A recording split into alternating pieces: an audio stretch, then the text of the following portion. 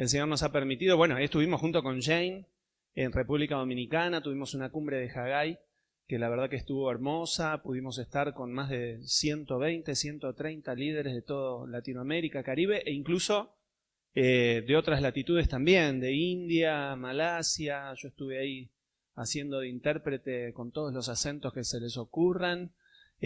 Así que bueno, el Señor me ha usado con interpretación de lenguas también, porque la verdad que era un desafío. Hemos podido predicar a Cristo en República Dominicana, pisamos tierra dominicana y se entregó la mujer que venía en el avión con nosotros, así que ahí dejamos la siembra. Se han entregado, por la calle caminando ahí, se han entregado militares dominicanos. Una bendición. Y después el Señor nos permitió tener unas pequeñas vacaciones con Noemí, que se vino también ahí a Punta Cana. Ella ya está más cerca del morocho dominicano. Ella ya va más avanzada que yo. Y después nos volvimos y solamente estuve un día, más o menos. Llegamos el 2 ahí a la noche y el 4 tempranito a la madrugada me fui de vuelta, porque ya Buenos Aires no me aguanta y me echa. Así que estuve en Córdoba, tuvimos un seminario de Haggai también, que fue muy lindo, muy bendecido. 70 líderes ahí de todo Córdoba vinieron para conocer Haggai y se quedaron muy entusiasmados. El domingo que viene van a venir un matrimonio ahí de Córdoba, va a venir acá a la iglesia seguramente. Y de ahí, no contento con ello, terminamos a las 5:30 de la tarde el seminario, me subí a un auto y seguí viaje. Y hicimos otros 1000 y pico de kilómetros y me fui hasta Salta. Estuvimos en Salta capital, ahí me fui con un pastor misionero de Haggai también, pero además él es misionero y tiene una obra misionera, Alejandro Nemec. Algunos lo conoce y los que no ya lo conocerán. Un tremendo hombre de Dios, con un corazón por las almas y por llevar a Cristo a las personas. Así que estuvimos en Salta capital ahí una noche. Y después nos fuimos más al norte, agarramos como 500, 600 kilómetros más y llegamos bien al norte y estuvimos parando en distintos lugares. Se me mezclan todos los lugares en los que estuvimos. Estuvimos en Aguaray, estuvimos en Salvador Maza, Pocitos. Pasamos la frontera y llegamos a Bolivia. Y estuvimos en Bolivia hablando con pastores y líderes ahí, sobre todo todos pastores. Fuimos al consejo pastoral ahí de Bolivia, en Yacuiba, porque la idea es que vamos a tener un seminario allá bien en el norte, en Salvador Maza, y vamos a invitar a los de Bolivia, porque es como el barrio de al lado, porque están ahí cruzando, caminamos y estuvimos del otro lado, así de simple. Así que el Señor nos ha abierto puertas, se ha hablado con pastores de todos lados. Ese mismo domingo que llegamos ahí, prediqué en Aguaray, así que una iglesia ahí nos abrió las puertas y pude predicar ese domingo a la noche, así que el viaje ha sido una bendición. Literalmente en auto desde que salimos hicimos 3000 kilómetros dando vueltas. Pero bueno, un viaje muy bendecido, un poco agotador por momentos, pero una bendición. Así que muchas gracias por esperarme. Yo dije, por ahí vuelvo, no hay nadie. Por estar orando. Y bueno, el Señor está haciendo cosas lindas. Y bueno, yo también Alejandro Nemec estuvo apoyando Haggai y yo estuve apoyando su ministerio también, porque tenemos ministerios que complementan muy bien. Él forma líderes, él forma obreros, él hace un seminario intensivo, en realidad es una escuela de obreros, que no solamente es informativa, sino formativa. La idea es formar el carácter de obreros para que sirvan al Señor y prediquen el Evangelio. Y lo hace en una escuela que tiene ahí en el norte de Salta, y también lo hace de manera se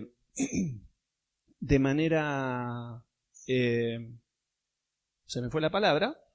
No, ya me va a salir la palabra, no importa. No, lo hace yendo a cada lugar y estando un poquito en cada lugar. Itinerante, la palabra era itinerante. Lo hace de manera itinerante. Y lo hace en Brasil, en Perú y bueno, con mucho fruto de vidas transformadas, formadas para el Señor y todo. y nosotros con Haggai después los equipamos para que salgan a evangelizar a esos obreros. O sea que es un lindo complemento misionero que tenemos ahí. Y bueno, Dios nos está abriendo muchas puertas, así que me imagino viajando bastante este año. Así que una bendición. Bueno, eso es un pequeño resumen de lo vivido en estos días. Y bueno, ¿de qué venimos hablando en todo este tiempo? Calculo que vamos a seguir hablando por un rato. Venimos hablando de las emociones, si se acuerdan. En nuestro último encuentro, que como les digo fue hace más de un mes, empezamos a tocar la emoción del temor, el miedo, el temor. Y si bien el temor decíamos que es una emoción necesaria, como todas las emociones, generalmente el problema viene cuando es una emoción que nos complica. Una cosa es tener temor, viene un león, tengo miedo y me escondo. Y otra cosa es vivir con temor, otra cosa es vivir con ansiedad, con angustia. Y decíamos que justamente lo que uno busca en el Señor es ser libre de esas cosas, ¿no? Estudiamos que el temor tiene una raíz que encontramos en la Biblia. La primera vez que se menciona el miedo o el temor en la Biblia es bien ahí al principio en el libro de Génesis, cuando Adán y Eva pecan, comen del fruto prohibido. El Señor le dijo del fruto de ese árbol no tienen que comer, era el árbol del conocimiento del bien y del mal. Comen del fruto, desobedecen a Dios y de repente se le abren los ojos y lo que nunca deberían haber conocido, lo conocieron, que era el mal. Porque hasta ahora conocían al Señor y conocían el bien. Pero desde ese día que el diablo los engañó, conocieron el mal entró a la humanidad. Y dice que desde ese momento, cuando Dios se les quiso acercar, ellos tenían una relación directa con Dios. Caminaban en el huerto del Edén con el Señor les hablaba y ellos hablaban con Él. Pero dice que cuando el Señor, después de haber hecho esto, cuando el Señor se les aparece en el huerto, ellos tienen miedo y se esconden. Es la primera vez que aparece el temor en la Biblia. Y decíamos que 2 más 2, 4, podemos asociar directamente el temor al pecado. El pecado abre la puerta al temor, porque antes eran cuidados por el Señor y no tenían de qué temer. Pero desde que ellos pecan, dice que se vieron desnudos, se vieron vulnerables y desde ese momento empezaron a sentir temor y desde ese momento se tuvieron que empezar a cuidar. Y decíamos también que tuvieron temor de Dios. Pero no tuvieron un temor reverente de Dios como Dios nos pide que tengamos. Tuvieron miedo de Él, al punto que se alejaron de Él. Y profundizábamos un poco más en esto y decíamos, ¿por qué tienen temor de esto? Porque Dios les había dicho, si comen de ese fruto, de cierto morirán. Entonces, siguiendo un poco con las asociaciones, podemos decir que el pecado da a luz el temor, y el temor, en el fondo, es el temor a morir.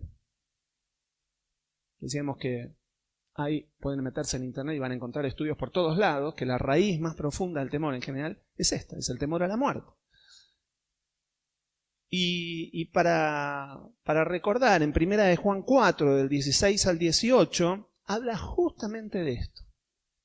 1 de Juan 4, del 16 al 18 dice, nosotros sabemos cuánto nos ama Dios y hemos puesto nuestra confianza en su amor. Dios es amor y todos los que viven en amor viven en Dios y Dios vive en ellos.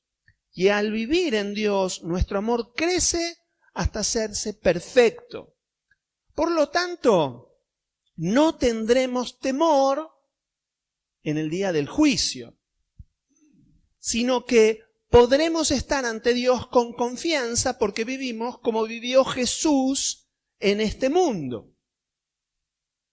En esa clase de amor, el amor de Dios en el que estamos, no hay temor, porque el amor perfecto expulsa todo temor. Si tenemos miedo es por temor al castigo, como Adán y Eva.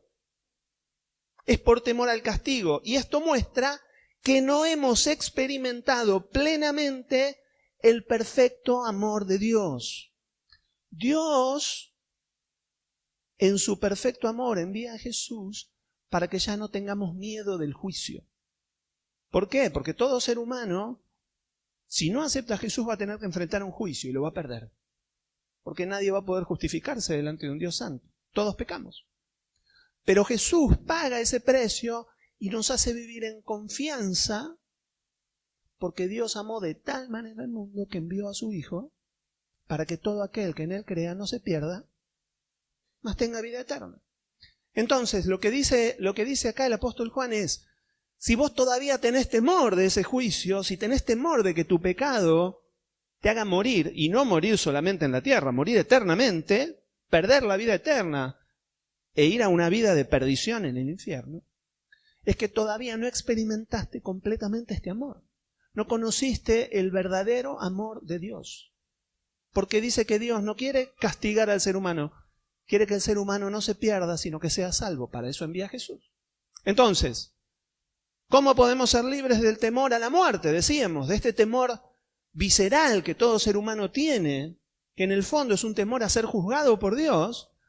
Bueno, la Biblia nos enseña que la forma de ser libres de ese amor es estar en el amor de ser libres de ese temor, es estar en el amor de Dios. ¿Cómo hacemos esto? A través de Jesús. Confesando con nuestra boca y creyendo en nuestro corazón, dice que podemos ser salvos. ¿Sí? Entonces, eso como para recapitular un poco, esa era la base de lo que estamos hablando sobre el temor. ¿Sí? La base que la Biblia nos enseña para ser libres del temor. Ahora, yo quiero que hoy vayamos a otra raíz o a otro ejemplo del temor, muy parecido al de Adán y Eva, ¿sí? Pero ahora no tanto con un temor de muerte, sino con otro tipo de temor. Podríamos decir que es un temor a la manifestación espiritual. Y me gustaría que hoy profundicemos en esto para ver qué importante que es esto para poder caminar con el Señor. Entonces, las manifestaciones espirituales, y cualquiera que haya vivido manifestaciones espirituales puede dar fe de esto, las manifestaciones espirituales muchas veces nos generan temor. ¿A quién le pasó? ¿Sí? Hay una manifestación espiritual, algo espiritual pasa y nos da temor. Es más, a veces con que te cuenten, ¿vieron que vos le empezás a hablar de temas espirituales y dicen, no me cuentes más, no voy a poder dormir, me da miedo. A mucha gente le pasa esto, ¿sí o no? Bueno. Bien. Sí, cuando tengamos algún demonio por ahí te presentamos para que le charles. Pero quiero que veamos dos pasajes en la Escritura que están juntos, uno después del otro, y que nos muestran la reacción frente a esta manifestación, pero no una manifestación, uno diría, bueno, una manifestación de maldad, ¿no? Del mundo de maldad. No. Vamos a ver en Lucas 8, a partir del versículo 22, vamos a ver la reacción que tuvieron las personas frente a la manifestación del poder de Dios a través de Jesús. ¿Cuántos saben que Jesús manifestaba poder de Dios? A donde iba Él manifestaba poder de Dios. Él manifestaba a Dios. Era Dios hecho hombre. ¿Sí? Y manifestaba este poder.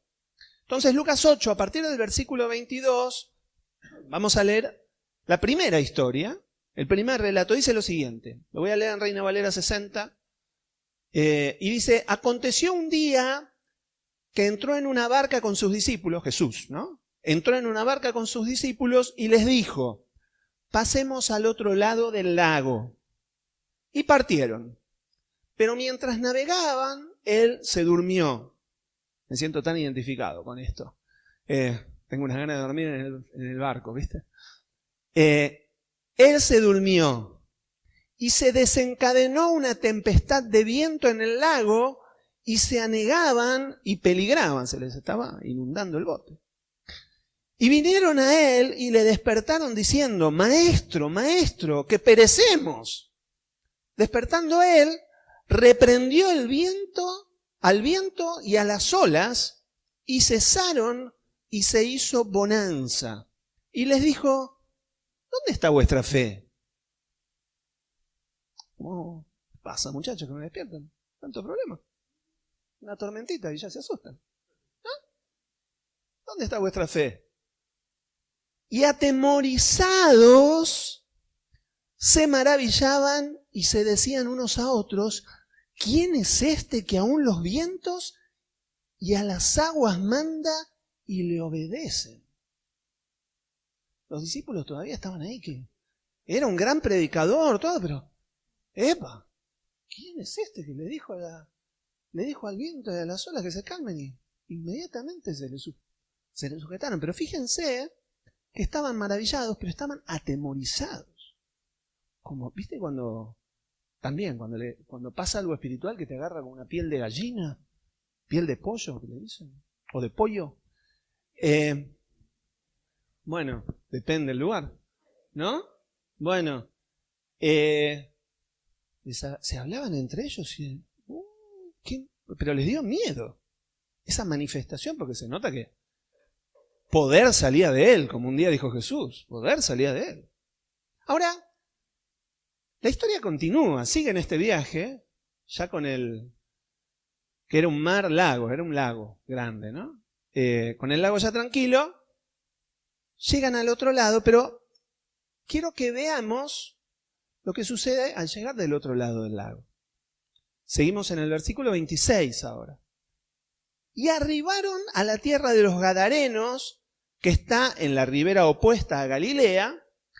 Al llegar él a tierra, vino a su encuentro un hombre de la ciudad endemoniado desde hacía mucho tiempo. Y acá sí nos presentamos ante la situación que todos le tienen miedo.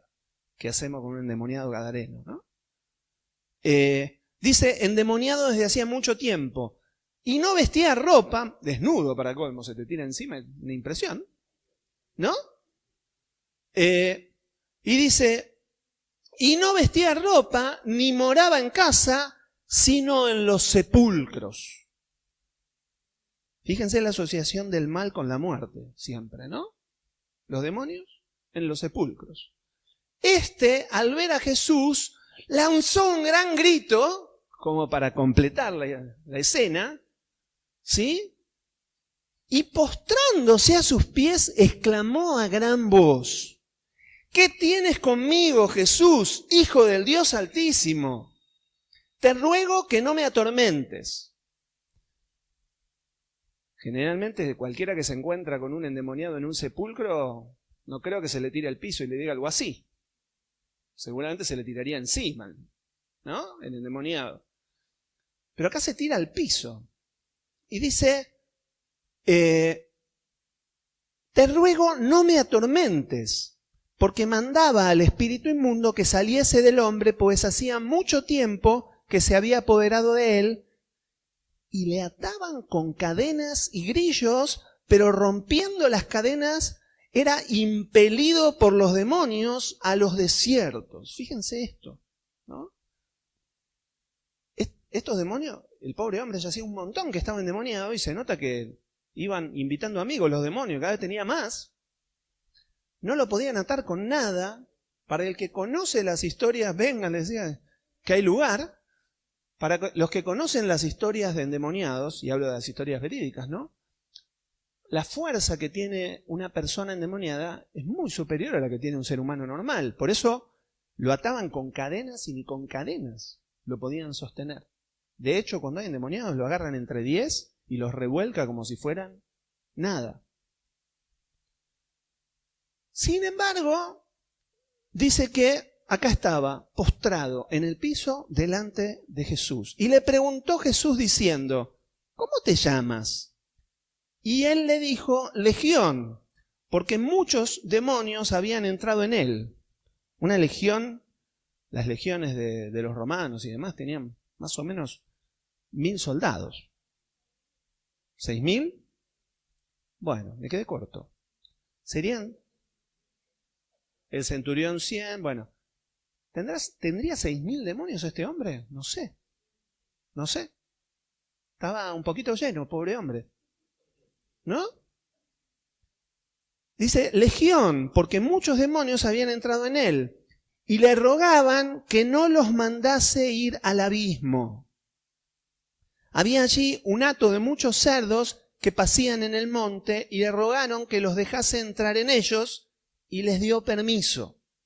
Y los demonios, salidos del hombre, entraron en los cerdos y el hato se precipitó por un despeñadero al lago y se ahogó. ¿Sí? Bueno, acá ya nos metemos en cuestiones. Hoy no vamos a hablar de dónde van los demonios cuando el Señor los echa, porque acá le tenían miedo que los mandara al abismo. Por lo visto, si se fueron al abismo no vuelven los demonios. Parece que es una cosa así. Pero no es cuestión nuestra, esto es cuestión del Señor, a dónde los quiere mandar, ¿no? Entonces, dice, y los que apacentaban los cerdos, cuando vieron lo que había acontecido, huyeron. Y yendo, dieron aviso en la ciudad y por los campos, y salieron a ver lo que había sucedido, y vinieron a Jesús y hallaron al hombre de quien habían salido los demonios, sentado a los pies de Jesús, vestido y en su cabal juicio, y tuvieron miedo. Tuvieron miedo. En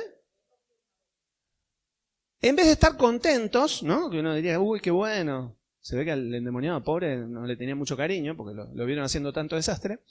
Pero acá lo que dice, lejos de estar asombrados solamente y todo, dice que tuvieron miedo. Dice, y los que lo habían visto les contaron cómo había sido salvado el endemoniado. Entonces, toda la multitud de la región alrededor de los Gadarenos le rogó que se marchase de ellos a Jesús. Le dijeron, andate, pues tenían gran temor. Lo echaron a Jesús porque tenían gran temor. Alguien levanta la mano por allá.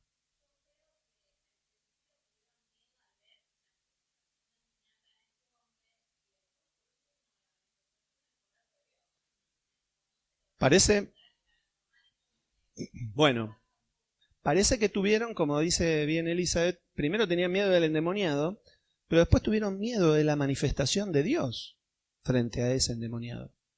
Pero dice que tuvieron gran temor, pero frente a ese temor, lejos de decirle a Jesús, vení que por ahí tenemos más endemoniados y nos podés ayudar, lo echaron.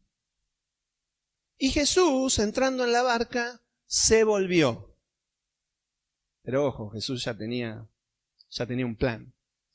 Y el hombre de quien habían salido los demonios le rogaba que le dejase estar con él.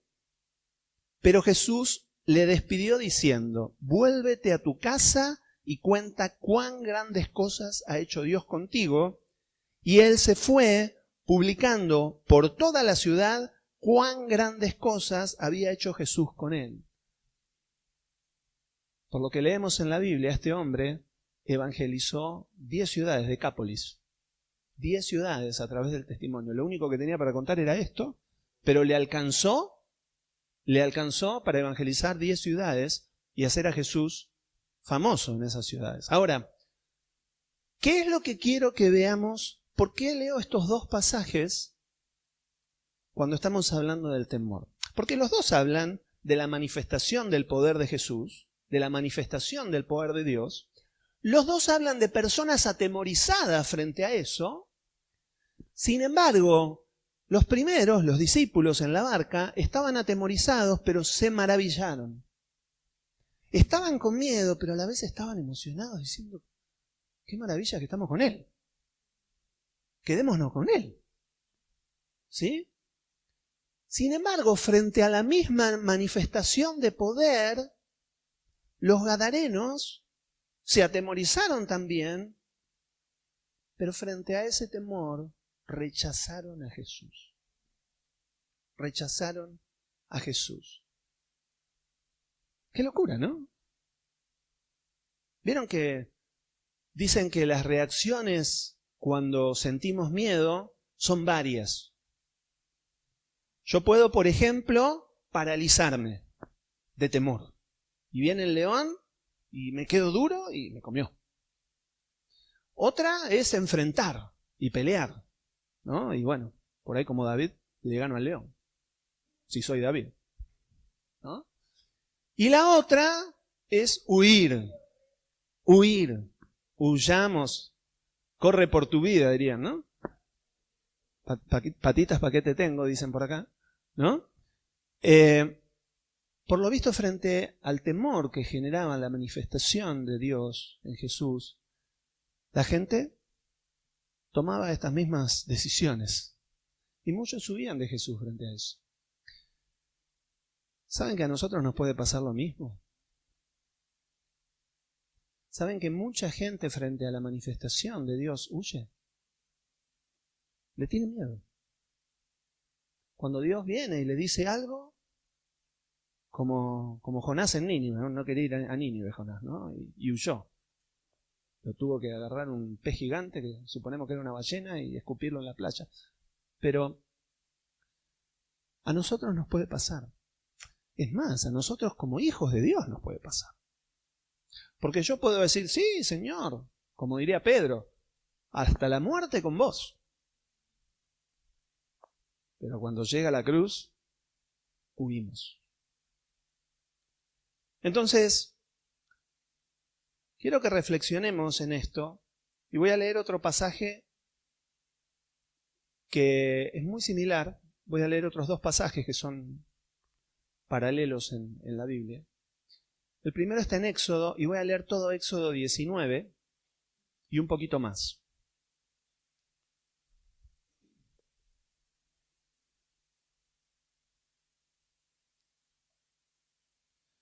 Vamos acá, Éxodo 19. Éxodo 19 está inserto en la historia del pueblo de Israel saliendo al desierto. Dios los libera del yugo de esclavitud en Egipto, los saca al desierto y dice que Dios los había llamado al desierto a camino de 3 días para que lo adoren. El objetivo inicial de Dios para sacarlos al desierto era sacarlos para que lo adoren, para tener un pueblo para Él, un pueblo escogido para Él, y finalmente para llevarlos a la tierra que había prometido a través de los ancestros, esa tierra que fluye leche y miel, a la tierra prometida. Entonces, leyendo en Éxodo 19, dice, los hijos de Israel llegaron al desierto de Sinaí al cumplirse 3 meses de haber salido de la tierra de Egipto. Después de salir de Refidín, llegaron al desierto de Sinaí y acamparon en el desierto. Acamparon allí delante del monte, el monte Sinaí. El Señor llamó a Moisés desde el monte y Moisés subió para hablar con Dios y Dios le dijo, habla con la casa de Jacob, es decir, el pueblo de Israel, diles lo siguiente a los hijos de Israel.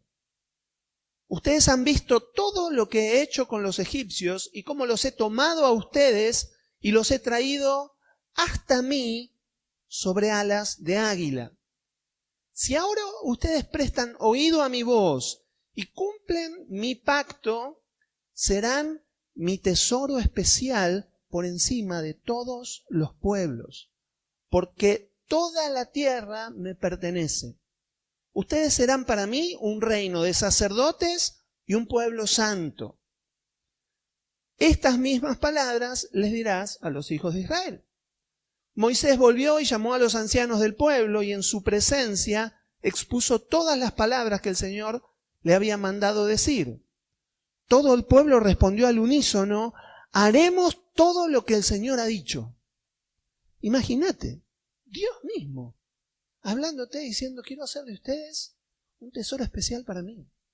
Es más, los quiero hacer reyes y sacerdotes de la tierra, los voy a poner como un pueblo especial sobre toda la tierra, porque toda la tierra es mía.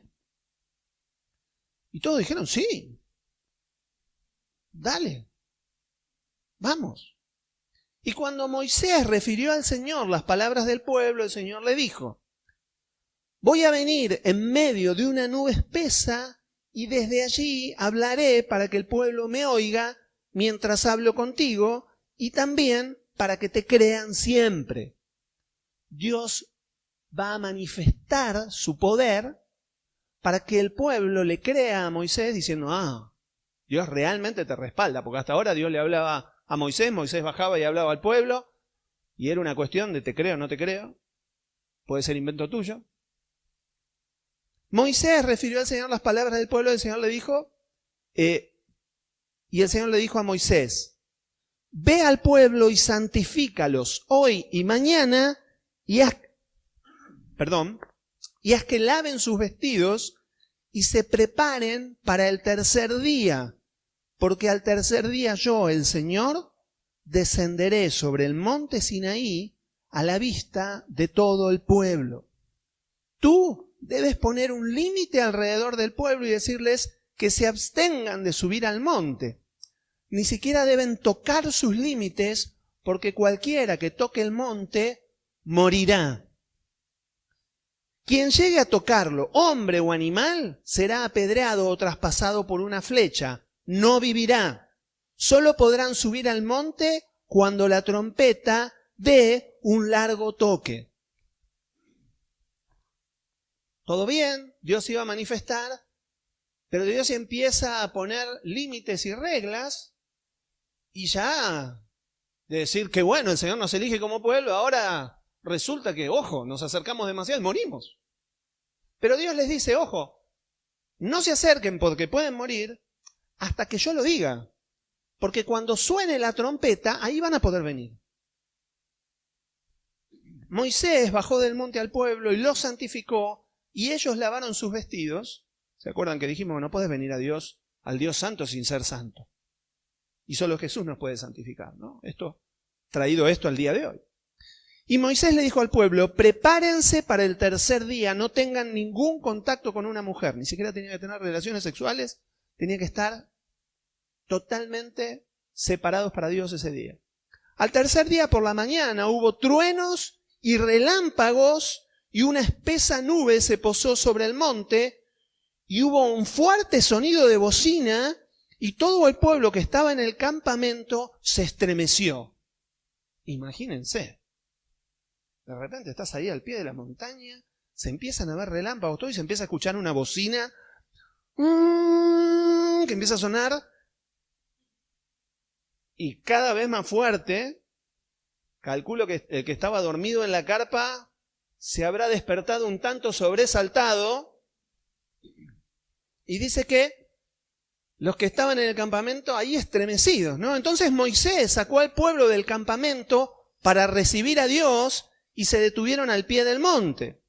Todo el monte Sinaí humeaba porque el Señor había descendido sobre él en fuego y el humo subía como de un horno y todo el monte se estremecía en extremo. Ya no era la bocina solamente, ahora era un terremoto, la montaña se caía abajo. Pongámonos en esa situación. Y vos al pie de la montaña. El sonido de la bocina en medio de todo esto iba en aumento. Y Moisés hablaba y Dios le respondía con voz de trueno. O sea, se escucha la bocina, tiembla todo. Y Dios hablaba con una voz de trueno. Entonces descendió el Señor sobre el monte Sinaí, sobre la cumbre del monte, y llamó el Señor a Moisés para que subiera a la cumbre. Imagínate. Terremoto, fuego, la bocina ensordecedora. Y Dios le dice, vení Moisés, metete acá. ¿No? Y el Señor le dijo a Moisés, entonces descendió el Señor y llamó al Señor a Moisés para que subiera a la cumbre y Moisés subió. Hombre valiente. Y el Señor le dijo a Moisés, baja y dile al pueblo que no traspase los límites para verme, porque muchos de ellos morirán. A los sacerdotes que se acercan a mí, diles también que se santifiquen para que yo, el Señor, no haga en ellos ningún estrago. Moisés le dijo al Señor, el pueblo no podrá subir al monte Sinaí, porque tú nos has mandado poner límites al monte y santificarlo. Como que le está diciendo, nos haces venir, pero ahora le decís que no suba al pueblo, ¿no? Quiero entender cómo viene la cosa. Y el Señor le dijo, anda, baja y sube luego con Aarón, pero ni los sacerdotes ni el pueblo deben traspasar el límite, ni subir a donde estoy, para que no haga yo entre ellos ningún estrago. Y Moisés bajó del monte y le dijo esto al pueblo. Estamos en una escena terrible, terrible. Y en medio de esa escena, Dios habla desde el monte los 10 mandamientos. Desde los truenos, la nube, la voz de trueno y la voz de trueno empieza a hablar los 10 mandamientos. ¿Sí? Y le dice, no van a tener dioses delante mío, no se harán imágenes, no matarás, no engañarás, no mentirás. Bueno, desde ahí habla los 10 mandamientos. Y sí, esto ya en el capítulo 20, pero si vamos al versículo 18 del capítulo 20, después de que Dios habla estos 10 mandamientos, que no los habla con voz suavecita ni los manda en un mail, se los habla de una manera tan tremenda al pueblo, que el pueblo, miren lo que dice, pero le dijeron a Moisés, si tú hablas con nosotros te escucharemos, pero que no hable Dios con nosotros. Porque tal vez moriremos. Moisés les respondió, no tengan miedo. ¿No? Era como, pero les dijo, no tengan miedo. Moisés conocía a Dios, él ya había estado en su presencia, él ya sabía que Dios no los quería matar. ¿No? Me imagino igual que todo esto también a Moisés, ahora vamos a leer otro pasaje, ya les digo el otro pasaje, cuento un poquitito los sentimientos de Moisés frente a esto, ¿no? Pero fíjense, Moisés les dice, no tengan miedo. Dios ha venido a ponerlos a prueba para que siempre tengan temor de Él y no pequen. Moisés, con un discernimiento espiritual impresionante, entiende lo que Dios estaba haciendo.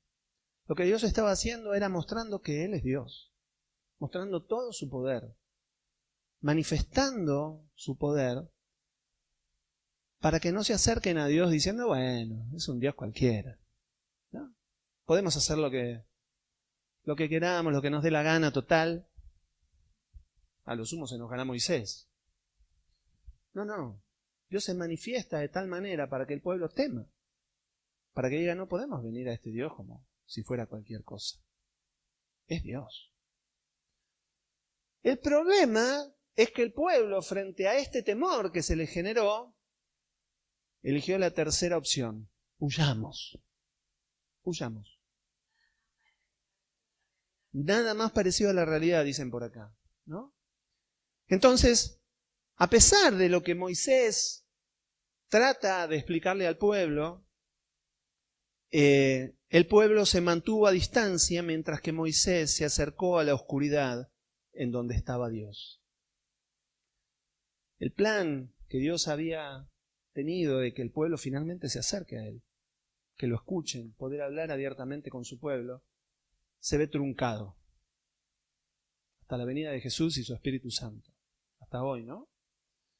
El pueblo de Israel, por el gran temor que tuvo a la manifestación de Dios, rechazó al que le hablaba desde el monte. Solo los líderes del pueblo finalmente subieron y estuvieron con el Señor, tuvieron una cena, un día, una santa cena, leímos esa cena en el monte. Dios les prepara, se sientan con Jesús como en la última cena de los discípulos y 70 comen una comida preparada por el Señor y comieron con Él. Pero solo esos 70, el millón que estaba abajo, se quedó abajo y no pudieron disfrutar de una relación directa con Dios como Dios quería. Pero yo quiero que vayamos a un pasaje que habla de esto en el Nuevo Testamento y está en Hebreos 12 a partir del versículo 18. Hebreos 12 a partir del versículo 18. Aquí el autor que le escribe a los hebreos trae a colación este pasaje, esta escena, esta historia, y la presenta desde la perspectiva neotestamentaria, desde la nueva visión que tenemos hoy, a través del Espíritu Santo, el entendimiento que tenemos de lo que Dios está haciendo después de Cristo. Y déjenme leer, dice, ustedes podríamos decir nosotros, ustedes no se han acercado a aquel monte que se podía tocar y que ardía en llamas, ni tampoco a la oscuridad, a las tinieblas y a la tempestad, ni al sonido de la trompeta, ni a la voz que hablaba, y que quienes la oyeron rogaban que no les hablara más, porque no podían sobrellevar lo que se les ordenaba. Incluso si una bestia toca el monte, será apedreada o atravesada por una lanza. Lo que se veía era tan terrible que Moisés dijo: estoy temblando de miedo. Ustedes, por el contrario, se han acercado al monte Sión, a la celestial Jerusalén, ciudad del Dios vivo, y a una incontable muchedumbre de ángeles, a la congregación de los primogénitos que están inscritos en los cielos, a Dios, el juez de todos, a los espíritus de los justos que han sido hechos perfectos, a Jesús, el mediador del nuevo pacto, y a la sangre rociada que habla mejor que la de Abel. Miren lo que está diciendo el autor de los Hebreos. Está diciendo: ¿les parece que eso era terrible? La experiencia que ustedes tienen hoy a través de Jesús es más impresionante. Más impresionante. Ustedes no se están acercando a un monte como era el monte Sinaí, un monte terrenal. Ustedes se están acercando al monte de Sión. La Biblia habla del monte de Sión como representación del cielo, a la nueva Jerusalén, a la ciudad no hecha por mano de hombres, hecha por Dios, a una multitud de ángeles que nos esperan y a los justos que fueron santificados por Jesús. Ahí nos estamos acercando a nosotros, y nos estamos acercando a Jesús mismo, al juez de toda la tierra. Y dice: tengan cuidado de no desechar al que habla. Si no escaparon los que desecharon al que los amonestaba en la tierra, mucho menos escaparemos nosotros si desechamos al que amonesta desde los cielos. Fíjense, el autor nos está diciendo: ¿vieron lo que les pasó al pueblo de Israel? Y el pueblo de Israel solamente estaba desechando al que hablaba de una montaña. Si ustedes desechan a Jesús, están desechando al que habla desde los cielos, al que les habla desde el lugar al que los quiere llevar. Dios los quería acercar a Él en ese monte, pero Jesús nos quiere acercar a Él en su reino. Y nos dice: les podrá dar miedo la manifestación de este Dios poderoso.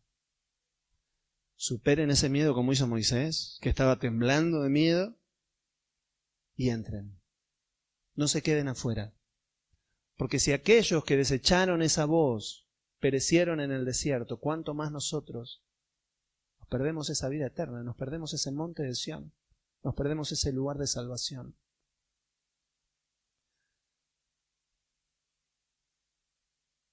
Y dice: en aquella ocasión la voz de Dios sacudió la tierra, pero ahora ha prometido: una vez más sacudiré no solo la tierra, sino también el cielo.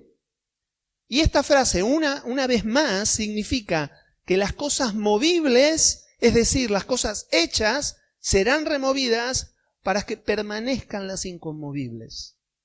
Dios prometió que esta tierra que estamos pisando y en la que vivimos, un día desaparecerá. Y Dios nos dará cielos nuevos y tierra nueva con Él. Así que nosotros, que hemos recibido un reino inconmovible, debemos ser agradecidos y con esa misma gratitud servir a Dios y agradarle, ahora sí, con temor y reverencia. No tenés que huir con temor, te tenés que quedar con temor. Te tenés que quedar hablando con Él, tenés que vivir con Él, tenés que servirlo a Él, tenés que hacerle caso. Porque Dios te va a pedir cosas que te van a dar miedo. Como Moisés, te tenés que meter en la oscuridad, en lo desconocido, y decirle: aunque me dé miedo, aunque no sé cómo lo voy a hacer, aunque no sé cómo voy a caminar con vos, Señor. ¿Cómo voy a caminar con este Dios poderoso y tremendo? Le pasaba a los discípulos, ¿qué hacemos? ¿Cómo caminamos con este hombre? Nosotros, pecadores, hombre de carne y hueso, con este hombre que para las tempestades con una palabra. ¿Cómo hacemos para seguir con él? Pero se aguantaron el temor y caminaron con él. Y dice que con esa misma gratitud tenemos que servir a Dios y agradarle con temor y reverencia. Porque nuestro Dios es un fuego que todo lo consume. A ese fuego nos estamos acercando. Con el miedo de que nos va a consumir a nosotros. Y sí, la verdad que nos va a consumir. Vamos a morir a lo que éramos y nos va a hacer algo nuevo. Si no morimos, no lo vamos a ver. Tenemos que morir a quien somos para ser lo que Él quiere que seamos. Entonces, el reino de los cielos nos puede generar temor, por supuesto. Por supuesto.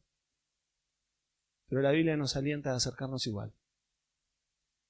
Como hizo Moisés, para poder estar con el Dios que nos ama, con Jesús, ese mediador del nuevo pacto. Que ese temor reverente que muchas veces nos va a hacer sentir que podemos morir en el intento, nos sirva para no pecar, como decía Moisés, para vivir en santidad con Él, pero para quedarnos. ¿Amén? Y yo hoy les quiero hacer este desafío. De los que estamos acá, algunos ya venimos caminando hace rato, y otros están al pie del monte que humea. Al pie de este Dios que dice cosas terribles. ¿Cómo las podré sobrellevar? ¿Cómo voy a poder cumplir con lo que Él me pide? Lo maravilloso de Jesús para adelante es que Él nos dijo, ustedes vengan y yo los voy a ayudar a que cumplan. El pueblo de Israel fue modelo para nosotros de lo que es cumplir con sus propias fuerzas y no funciona. No nos da, como decimos acá en Argentina, no nos da la nafta. No nos da, no alcanzamos. Pero Jesús dijo, vengan y yo me voy a ocupar de que puedan. Pero quédense y dejen que yo los transforme. Entonces yo quiero hacer este desafío. A los que estamos ya acá en el medio del fuego, del otro lado de la oscuridad, yo les digo, ¿quieren venir? ¿Quién quiere aceptar el desafío? Aunque mueran en el intento. ¿Quién quiere venir a Jesús, el mediador de este nuevo pacto, que nos va a permitir entrar a esa vida eterna, que de otra manera la vamos a perder? ¿Quién quiere venir? Los aliento a levantar la mano. Si levantás la mano te estás metiendo en el fuego, ¿eh? Bueno, el Señor se los toma en serio, ¿eh? ¿Sí? Decíamos el domingo, el último que prediqué, que la forma de hacer esto es confesar con tu boca. Primero, ¿crees en tu corazón que Jesús murió? Acá tenemos una flamante convertida al reino. Mira, Sarita. Sarita levanta la mano y no la quiere bajar. Las dos manos levantó. Dice que por la boca de los niños el Señor perfecciona su alabanza. Como decíamos, si confesamos con nuestra boca que Jesús es el Señor y creemos en nuestro corazón que Dios lo levantó de los muertos, entonces seremos salvos. Por eso quiero que hagamos esta oración. El Señor ya vio tu mano. Oremos. Repitan conmigo y díganle, Padre Dios, entiendo que tu presencia es poderosa y fuego consumidor. Pero también entiendo que fuera de ti voy a morir. Voy a perder mi oportunidad de vivir eternamente. Por eso hoy decido recibir a Jesús. Yo confieso que Él es el Señor, la verdadera autoridad de todo lo que existe. Y hoy adhiero al pacto, el pacto que Él selló con su sangre. Yo hago pacto con mi vida y pongo mi vida a tus pies. Aunque ese fuego queme mi vida hasta que sea completamente otro, yo estoy dispuesto. Señor, creo que en esa cruz llevaste mis pecados para ayudarme a caminar este camino. Hoy recibo ese perdón. Limpia mi vida. Santifícame como ese pueblo que tenía que acercarse a ti. En el nombre de Jesús. Amén, Señor. Y amén. Amén. Bueno, gloria a Dios. Dios los bendiga. Aquí estamos en el Monte Santo con el Señor. El Señor tiene grandes cosas para cada uno de los que estamos aquí. Amén. No tengan temor.